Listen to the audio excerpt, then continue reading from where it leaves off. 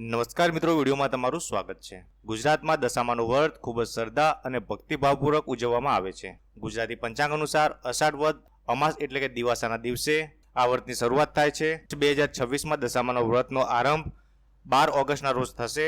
સતત 10 દિવસ સુધી ચાલતા આ વ્રતમાં ખાસ કરી અને મહિલાઓ પોતાના પરિવારની સુખ સમૃદ્ધિ માટે માતાજીની આરાધના કરે છે। તો હવે મિત્રો જાણીશું 2026માં દશામાની મૂર્તિની સ્થાપના માટેનું શુભ મુહૂર્ત ક્યારે છે। તો પહેલું છે મિત્રો બ્રહ્મ મુહૂર્ત, જે સવારે 4:47 થી 5:31 સુધી છે। પછી છે પ્રાત સંધ્યા, જે સવારે 5:09 થી સવારના 6:15 સુધી છે।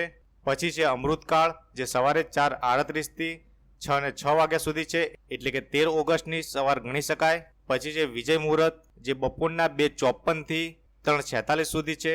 પછી છે ગોધુલી મુહૂર્ત, જે છે 7:14 થી 7:36 સુધી, એટલે કે સાંજનો ટાઈમ।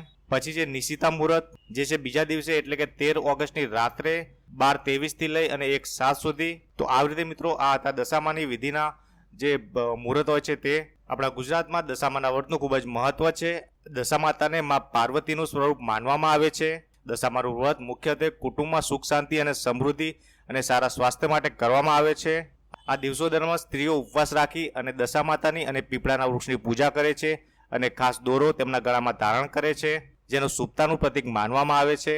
તો મિત્રો આવી રીતે થોડા દિવસોમાં દશામાના વ્રત ચાલુ થવાના છે અને આ મહિને 12 તારીખના રોજ દશામાના વ્રત પ્રારંભ થઈ જશે।